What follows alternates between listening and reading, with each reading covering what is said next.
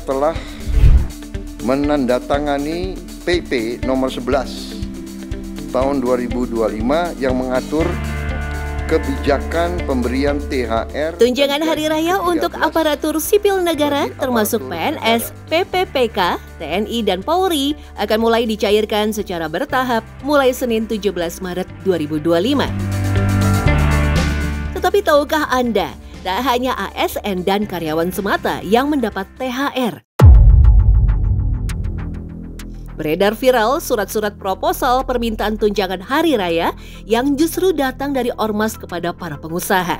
Sebuah ironi mengingat mereka yang meminta justru tak pernah punya hubungan kerja dengan para pengusaha. Seperti apa sebenarnya kisah di balik fenomena iuran THR?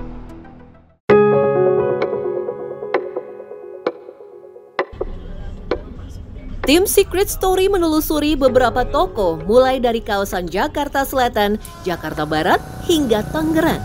Kami mendapatkan informasi bahwa surat edaran ormas yang meminta THR telah tersebar di beberapa wilayah.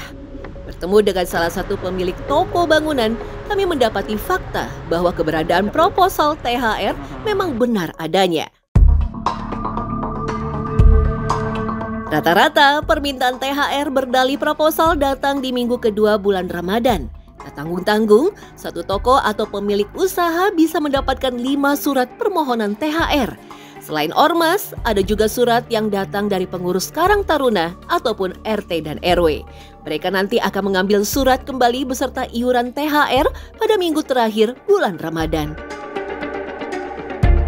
Tapi kalau dari toko sendiri berarti keberatan atau enggak dengan mereka minta THR tiap tahun? Kalau mereka maksudnya fleksibelnya kita, ikhlasnya kita sih harusnya enggak ya. Mungkin mereka kan nggak patok ya nilai tertentu ya. Kalau mereka patok nilai tertentu ya itu agak keberatan sebenarnya kalau itu. Bergeser ke arah Pondok Aren, Tangerang Selatan. Beberapa toko juga mengaku diminta sumbangan THR oleh ormas meski tanpa surat yang resmi. Menariknya, salah satu pemilik toko juga menyebut instansi pemerintah yang meminta iuran THR. Dia tuh pakai surat atau ngomong langsung ngomong aja doang. Tapi ya kita kasih seadanya aja, dia nggak ngotot sih, seikhlasnya kita aja. Kan kita janji dulu seikhlas saya ya.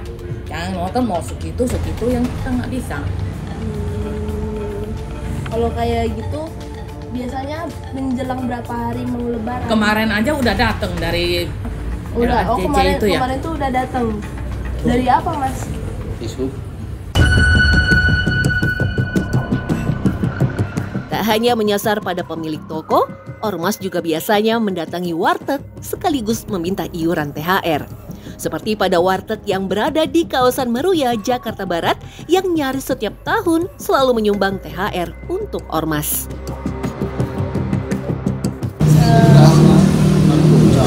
Ngasihnya berapa? Iya. Meski bertajuk seikhlasnya, terkadang ormas tidak akan meninggalkan warteg sebelum mendapatkan iuran THR. Praktik meminta sumbangan dari warteg memang tak sebatas di hari raya semata. Dengan dalih kegiatan, ormas juga tak segan membawa proposal untuk keperluan meminta sumbangan. Nggak berani nanya gitu. Kalau udah dikasih kan udah orangnya udah pergi kan, nggak nanya-nanya gitu. Takutnya ntar itu dia nggak terima gitu kan. Apalagi kan warteg ini. Takutnya ntar di apa gitu. Ini kan warganya juga nggak itu banyak. Tak bisa dipungkiri, memang banyak ormas yang merasa berhak meminta iuran THR karena telah memberikan keamanan untuk para pedagang. Padahal, rata-rata pedagang mengaku telah memberikan uang jatah keamanan setiap hari. Biasanya yang mangkal-mangkal pinggir jalan kecil gitu. Sehari paling ada yang paling 15.000. Orang banyak sih minta-mintanya.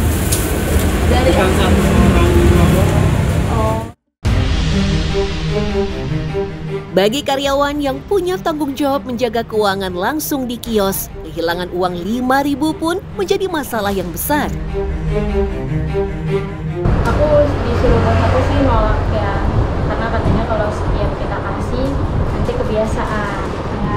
Karena ada yang ngedumel juga sih. Ngedumel itu gimana ngomongnya kata-kata nggak dimintain segitu aja, udah apa ya, begitu-gitu deh, bahasa-bahasa mereka.